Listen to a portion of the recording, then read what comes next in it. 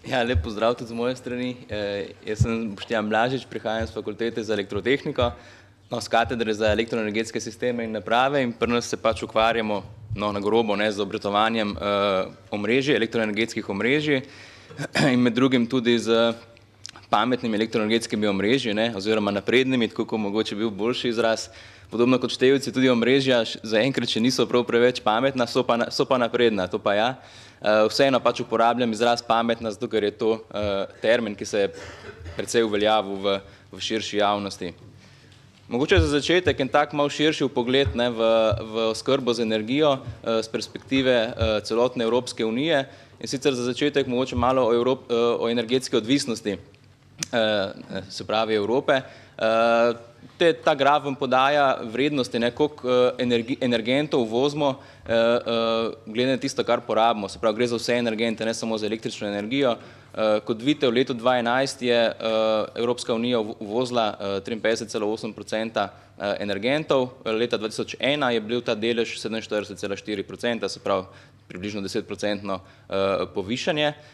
Kot vidite v tisti tabeli za leto 2011, le edino Danska je izjema, se pravi edino Danska je tista, ki pokriva, se pravi v celoti svoje potrebe plus del še izvaža. Tle so navedene še vrednosti cifre za leto 2011, se pravi premog je ta odvisnost 62%, za nafto 85%, zemeljski plin 67%. Seveda energetska odvisnost je pomembna, vsi vemo, da naftne krize so bile in kakšna še bo, najbrž plinske niti niso tako oddaljene v preteklosti, tako da to je tudi pomemben kazalnik oziroma faktor odločanja glede energetske oskrbe nasploh. Če preidemo potem na oskrbo z električno energijo, v tem levem grafu tle je prikazana inštalirana moč elektrarn v Evropski uniji od leta 2001 naprej. Kot vidite, narašča tudi delež termoelektrarn, se pravi, to so pretežno elektrarne na premog, imamo konstanten delež, konstantno inštalirano moč nuklearnih elektrarn, tudi delež hidroelektrarn, velikih hidroelektrarn se ne spreminja bistveno. Tisto področje, kjer smo videli znatno porast inštalirane moči, so bili seveda obnovljivi viri, kamor spadajo sončne elektrarne pa vetrne elektrarne, predvsem ti dve, tudi sicer pa tudi ostale. Na desnem stopičnem grafu imate pa prikazano še proizvodnjo električne energije v Evropski uniji iz posamičnih virov. Zdaj, iz tega mogoče lahko potegnemo dva zaključka. Prvi je ta, da klasični viri, ki jih imamo, se pravi termoelektrarne pa nuklearne elektrarne, še zmeraj zagotavljajo znaten in največji del, pokrivajo največji del porabe električne energije. Tudi ta delež hidroelektrarne, kot vidite, ta moder delček ostaja kolikor to konstanten, med leti se spreminja predvsem zaradi različnih vodostajev rek. Je pa seveda tle pomemben še en zaključek, najbrž, da delež proizvedene energije iz obnovljivih virov, to je ta rumen dodatek tle na koncu, tudi vztrajno narašča od leta 2001 naprej in zdaj kljub vsemu predstavlja pomemben delež v oskrbi z električno energijo. Zdaj, 5 let nazaj, če smo recimo kdaj omenili, da imajo obnovljivi viri, razpršeni viri recimo električne energije, lahko tudi vpliv na celoten sistem, na elektroenergetski sistem, tega ponovadi nihče ne jemal resno, je bilo to mišljeno bolj kot ena taka šala. Zdaj seveda je to že čista realnost, se pravi razpršeni obnovljivi viri, to so ti mali viri, ki so priključeni v distribucijska omrežja, že vplivajo na delovanje celotnega sistema. In sicer tako na energetski sistem, kot na sistem trženja električne energije, se pravi na oba. Mogoče še inštalirane moči, zopet naraščanje deleža predvsem vetrnih elektrarn, se pravi inštalirane moči obnovljivih virov, hidro del ostaja približno konstanten, zelo veliko povečanje deleža vetrnih elektrarn in zelo veliko povečanje deleža sončnih elektrarn. In še enkrat v desnem grafu, delež, ki ga obnovljivi viri pokrivajo v celotni porabi električne energije, sem spadajo zraven tudi velike hidroelektrarne, se pravi, kot vidite, strma rast in doseganje nekje preko 20% v letu 2011. Pametna elektroenergetska omrežja, kaj je zdaj s tem? Včasih je mogoče ta termin tudi malo napačno razumljen tako da gre zdaj za popolnoma neko novo paradigmo obratovanja omrežij in tako naprej. Pametna omrežja so v bistvu, kako sem prej omenil, napredna omrežja, ker gre za neko kontinuirano nadgradnjo obstoječih omrežij. Gre za to, da se tisto omrežje, ki imamo, skuša čim bolj izrabiti infrastrukturo, ki jo že imamo, čim bolj izrabiti transformatorje, ki imamo, se pravi daljnovode, ki jih imamo in tako naprej. Druga točka, ki je pomembna, vnašanje nekih novih rešitev tehnologij naj bi omogočilo priključevanje novih razpršenih virov s čim manjšimi stroški in predvsem s čim manjšim ojačanjem omrežja. Namesto da gradimo nove transformatorje in kabelske vode, skušamo priključevati neke razpršene vire z nekimi recimo bolj sodobnimi naprednimi tehnološkimi pristopi.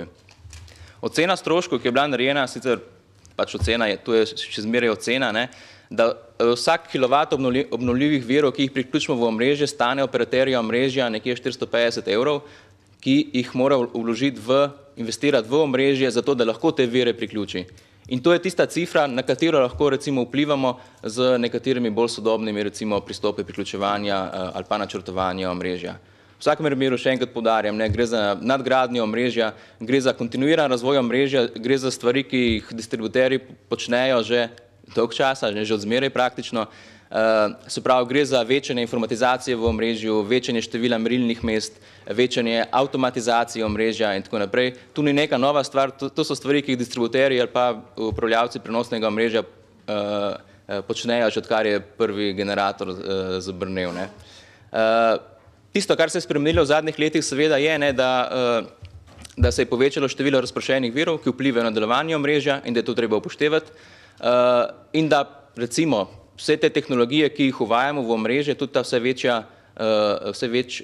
večji del informacijskih in komunikacijskih tehnologij, prinašajo nove možnosti. Se pravi, da se tako ti mali viri sodelujejo pri vodenju omrežja, pri zagotavljanju sistemskih storitev, da porabniki električne energije sodelujejo pri upravljanju omrežja in pri zagotavljanju sistemskih storitev. Ključno vlogo imajo tle informacijske in komunikacijske tehnologije. Tle od spodaj navajam par konceptov, recimo, ki so tle, mogoče od katerih se največ pogovarjamo.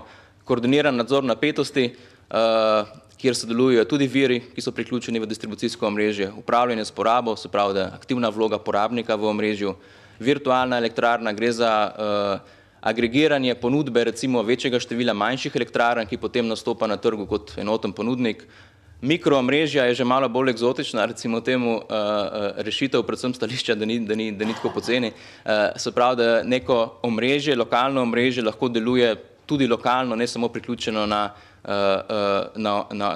prenosno omrežje. Ampak tle je treba vedeti, da daleč najcenejša rešitev je, če imate dobro delujoče prenosno omrežje, na katerega se lahko priključite. Žal.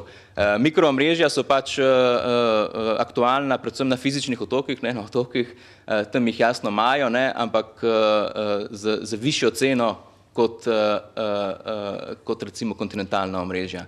Porabniki na otoku imajo lahko enako ceno električne energije, samo na način, če njihovo porabo, stroške njihove energije subvencionirajo tisti iz kontinenta, kar se tudi ponavadi dogaja, recimo v evropskih državah.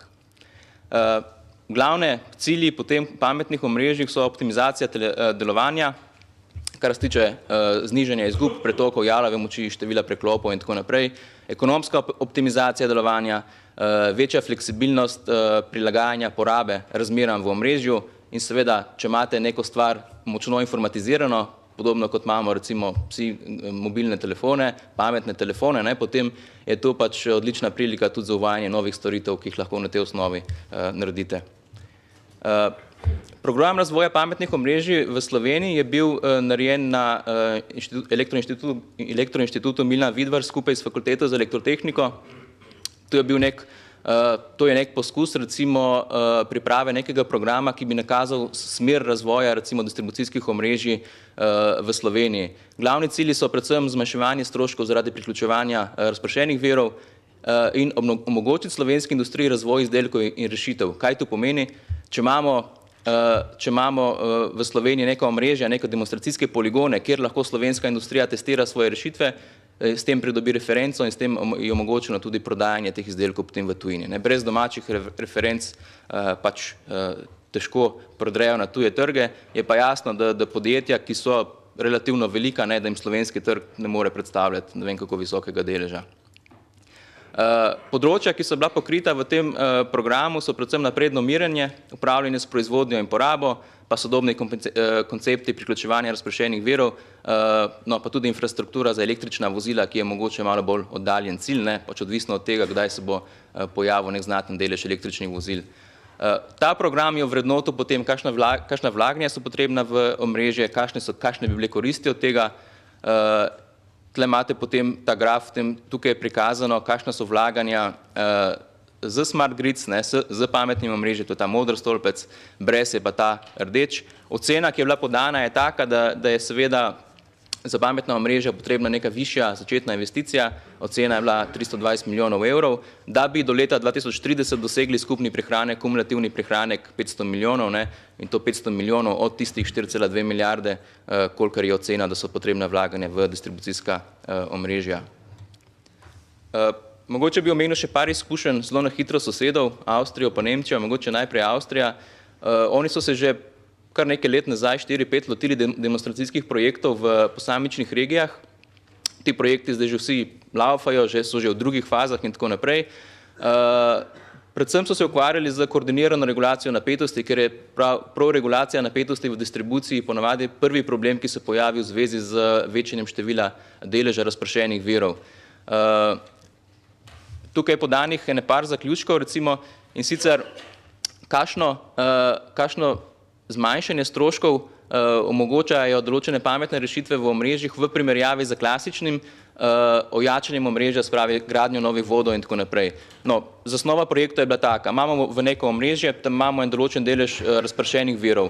Do leta tega in tega bi radi priključili še tok in tok razpršenih virov, to so ponavadi male hidro, vetrne, sončne elektrarne. To lahko naredimo na dva načina, načeloma, se pravi ojačanje omrežja ali pa recimo nek dajmo temu reči bolj napreden pristop, ali pa seveda kombinacija obeh, in so tudi ocenili stroške, koliko stane investicija v omrežje v enem primeru in v drugem, in tle so navedeni potem prihranki, do katerih so oni prišli, in sicer kot vidite, prihranki se potem razlikujejo predvsem od tega, zakaj gre, kakšna je konkretna rešitev, ki je potrebna v določenem omrežju, tako da zmanjšanje stroškov je od 80% sprav znatno, ne pa do tle spodaj, kot vidite, samo 5% zmanjšanje stroškov v primerjavi z ojačanjem omrežja. Tu so njihovi podatki na osnovi teh demonstracijskih projektov, ki zdaj laufajo že kar ene par let.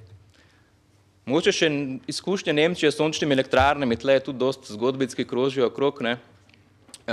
Nemčija je imela leta 2012 1,3 milijona sončnih elektrarn, 32,4 gigavata inštalirane moči, s tem pokrivajo cirka kumulativno 5% porabe, na sončen dan, sprav junija ob 12. pokrivajo tudi 30-40% celotne porabe električne energije iz sončnih elektrarn.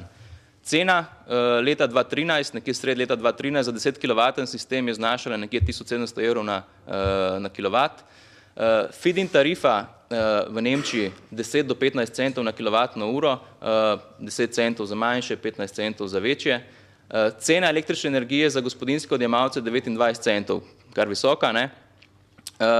No, v glavnem, višina feed-in tarife za sončne elektrarne je bila nižja od cene električne energije že leta 2011, in sicer za velike sončne elektrarne in za leta 2012 za male sončne elektrarne. Se pravi, cena električne energije za sončno elektrarno nižja od cene, ki jo plačujejo odjemalci za tole, za elektriko.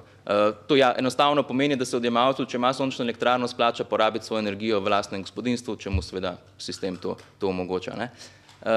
No, višina feed-in tarife za velike sončne elektrarne se je tudi s temi 10 centi približala ceni električne energije iz jedrskih in fosilnih elektrarn. Zdaj, dosti je potem govora o tem, koliko seveda vsa ta feed-in tarifa, vse to sponzoriranje obnovljivih virov pripomore k ceni, Nemci imajo zdaj 29 centov na kilovatno uro, ne, sprav visoko ceno električne energije, zato ker sponzorirajo sončne elektrarne in ostale obnovljive vire. Kumulativni stroški zaradi feed-in tarife za sončne elektrarne v Nemčiji do leta 2012 so znašali 32 milijard evrov. To so zelo transparentni stroški, ta feed-in tarifa je pač kot pri nas zelo transparentna, točno se ve, kdo plačuje in komu plačuje. Se pa, kar je mogoče malo manj ni tako transparentno, je, da se sponzorira se tudi elektrarne, ki izrabljajo jedrsko gorivo in premog. Te spodbude so majčkeno manj transparentne, zato ker gre predvsem za davčne olajšave, pa za kakšne ugodne pogoje financiranja in tako naprej. Po njihovih študijah, ki so jih sami izvajali, je bilo od leta 1970 do 2012 so bile elektrarne, ki subvencionirajo premog in jedrsko energijo, subvencionirane 430 milijoni.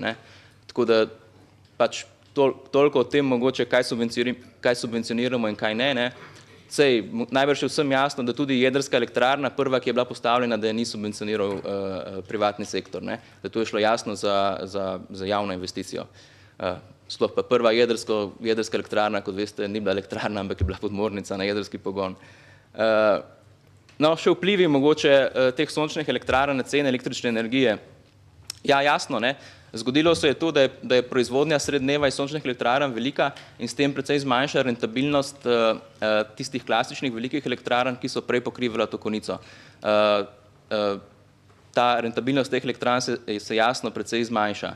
Tle malo navajam, da kljub temu dobiček podjetja RWE, nemškega podjetja, je bil 6,4 milijarde evrov, tako da zgleda, da kljub temu, da so pač lastnik precejšnjega števila elektrarn, velikih elektrarn, in gre še zmeraj precej dobro.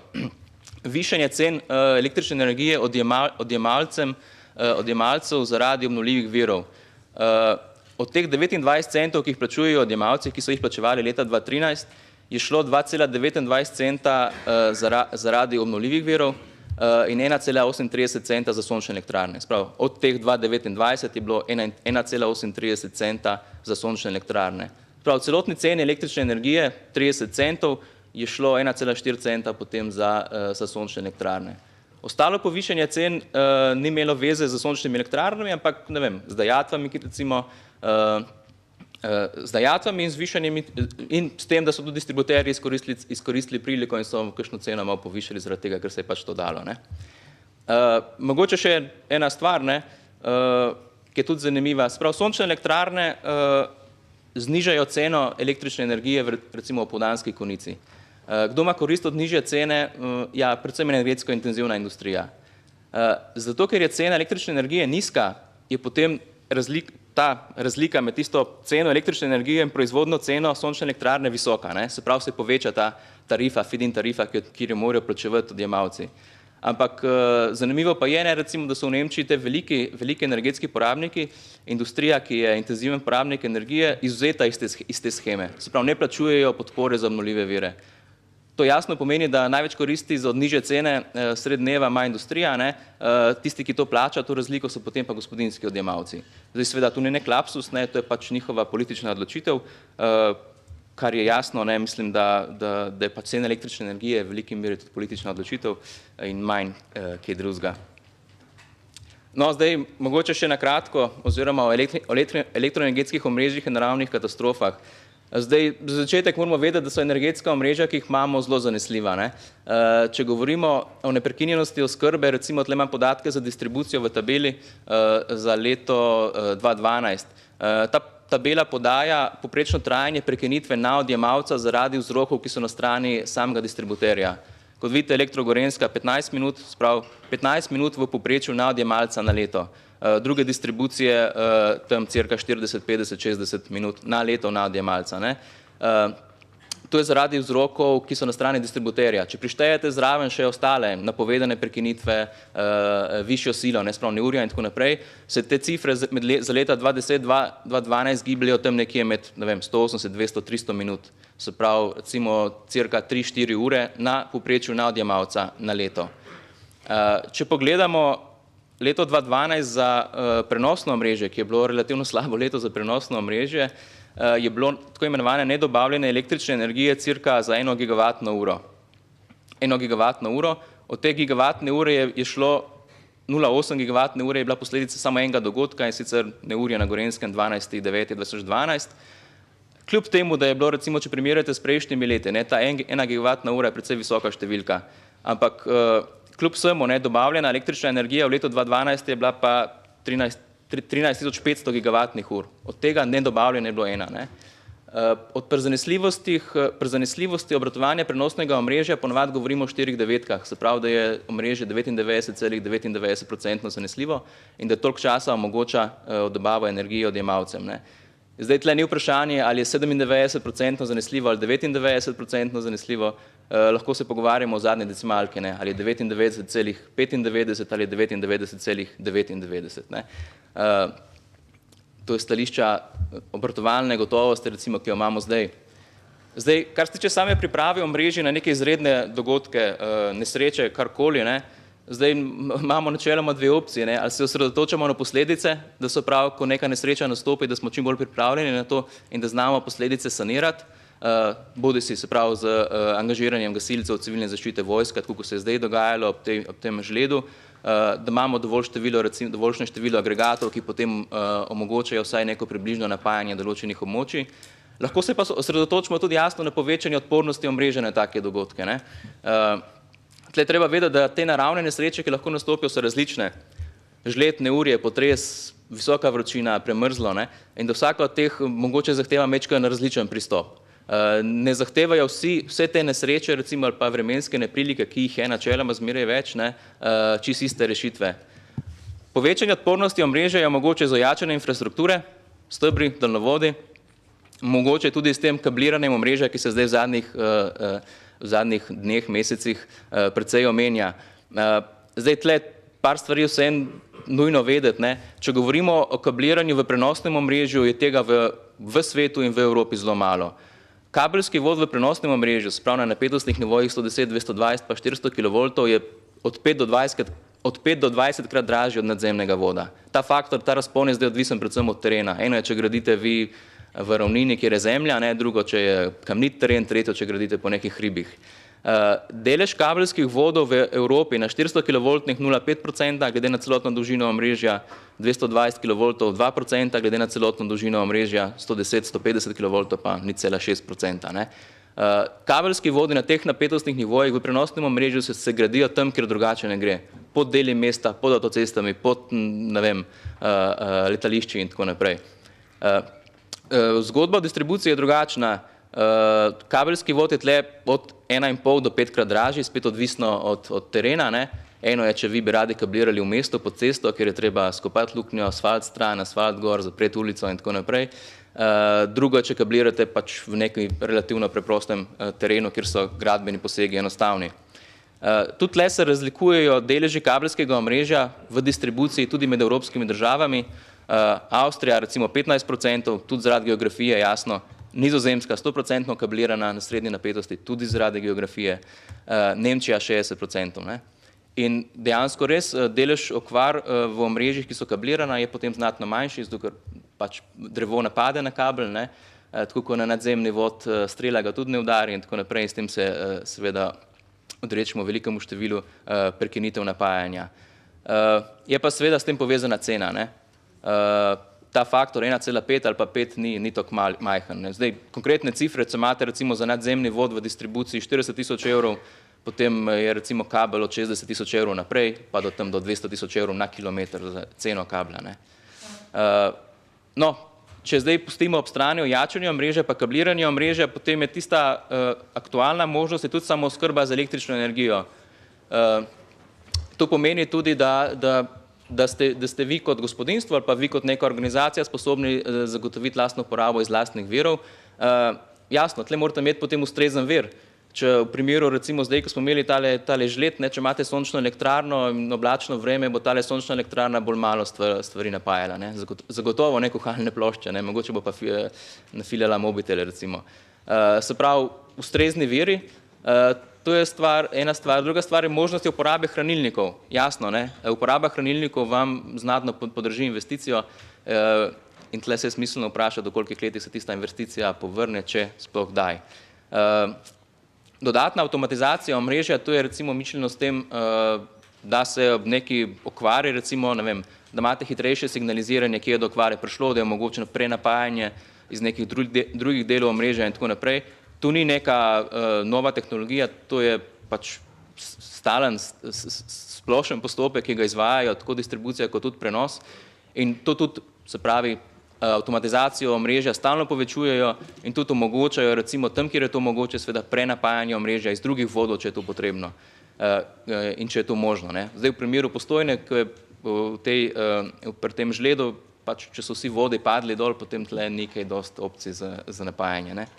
Mikroomrežja je ena rešitev, ki sem jo že omenil, gre za potem neko samozadostna majhna območja. To je rešitev, recimo, da je nek kraj samozadosten energetsko. Ja, možno je, tehnično je izvedljivo, ni poceni in se praktično nikjer ne izvaja, tako zelo na kratko. Je pa seveda tehnično izvedljivo. No, zdaj mogoče za zaključek, kako je zdaj za načrtovanje oskrbe z električno energijo in energetske infrastrukture, kakšno je energetsko infrastrukturo imeti. Zdaj, moje osebno mnenje je, da je pač to izključno politična odločitev. Ponavadi se stanovski kolegi z mano ne strinjajo, imajo zelo veliko povedati na to temo. Namreč to, kakšni bojo viri, iz katerih se bomo oskrbovali in kakšno energetsko infrastrukturo bomo imeli, je vezano na precej kriterijev. Tle jih navajam ene par. Jasno, zelo pomemben kriterij je tehnična izvedljivost, kaj je tehnično mogoče za trenutnem stanje tehnike, koliko kaj stane in tako naprej. Pri ekonomski ceni je že ocenjeno območje, ki ga moramo razmišljati, že precej širše. Cena izgradnje, koliko bo to vplivalo na bruto družbeni proizvod, če pač država nekaj investira, je bilo fino, da se vpraša, koliko bo to prineslo v budžet, koristi za nacionalno industrijo in tako naprej, vpliv na okolje, treba ga upoštevati in ga tudi upoštevamo, družbena sprejemljivost, da bo še ena tehnologija še tako fajn in fancy, če družbeno ni sprejemljiva, pač najbrž se ne bomo lotevali. In seveda tudi strateško vprašanje energetske odvisnosti, ki sem ga omenjal na začetku. Seveda, tle ni vse tako jasno, kot bi mi radi, tehniki, inženirji radi imamo simulacije, radi imamo modele. Zdaj, model je tako dober, kako so dobre spremenljivke, če drugega nevhodne. Negotovosti, ki jih imamo pri oskrbi z električno energijo, so vsaj, da recimo tele, ki jih tle navajam, cena energentov v prihodnosti. Mislim, da ceno recimo nafte bomo težko napovedali za en mesec vnaprej, kaj pa šele za 10-20 let, kolikor je recimo diapazon gradnje energetskih objektov. Kot je bilo že omenjeno, recimo življenjska doba elektrarn ali pa elementov omrežja 40 let. Če vi postavite nek daljnovod, zdaj bo tam 40 let pač, oziroma če ga želite izkoristiti do konca. Nove tehnologije. Kakšne nove tehnologije? Težko je oceniti, kakšna nova tehnologija bo čez 10 let.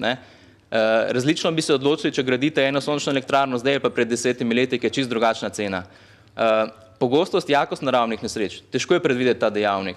Ko vi ocenjujete, koliko boste vložili v ojačanje infrastrukture nekega omrežja, morate nekako oceniti, recimo, koliko bo nesreč v prihodnosti, pa koliko bo to stalo, recimo, državo, koliko bo to stalo industrijo, koliko bo to stalo odjemalce, kakšne posledice bo imelo. To je treba nekako oceniti in na tej osnovi se odločiti. Globalni trendi razvoja panoge, kot sem že rekel, sončna elektrarna zdaj ali pa pred 10 leti ni enako. Možnosti nesreč so majhne, ampak so. Imamo v svetu jedrske nesreče, imamo nesreče na marsikaterem drugem objektu, tudi kakšno letalo pade dol, kot veste, tako da nesreče so redke, seveda, ampak se dogajajo. Ključna je neka celovita ocena in odločitev na osnovi nekih predpostavk, zato ker jih predpostavimo, zato ker nimamo jasnega zagotovila, da se bo tako zgodilo. In zato pravim, da je ta odločitev o skrbi z električno energijo in energetski infrastrukturi politična odločitev, ker je tle čisto preveč neznank, recimo, za neko črno-belo sliko. Hvala lepa. Hvala lepa.